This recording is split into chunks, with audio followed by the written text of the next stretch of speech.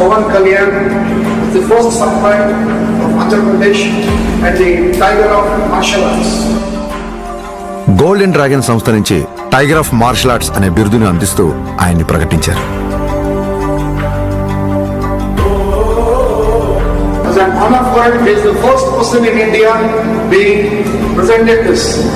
సోగో బూడో కాంటకే సంస్థ ద్వారా 5th don గౌరవాన్ని సోకే మురమత్సు సెన్సై నేతృత్వంలో టగేదా షింగన్ సమురాయ్ పరంపరలో పవన్ కళ్యాణ్ గారికి స్థానం కల్పించారు. ఇక్కడ టైగర్ అంటే హింస కాదు, హింసను అదుపులో ఉంచే బలం.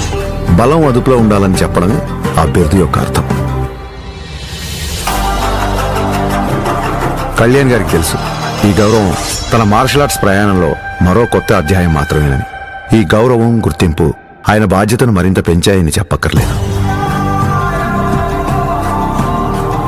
తన నమ్మకం ఒక్కటే, ఓ దేశపు సంపద అంటే నదులు, ఖనిజాలు, అరణ్యాలు మాత్రమే కాదు, కళలతో, క్రమశిక్షణతో తయారయ్యే యువత.